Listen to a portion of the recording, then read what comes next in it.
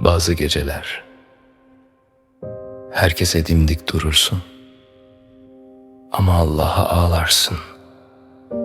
İçindeki fırtınayı yalnız o görür.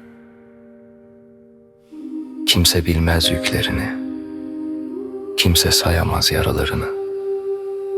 Belki dilin kilitli ama kalbin durmadan dua eder. Unutma, Allah en sessiz duayı bile işitir. Titreyen yüreğini bilir ve bazen en çok kırıldığın yerden seni yeniden diriltir, iyileştirir.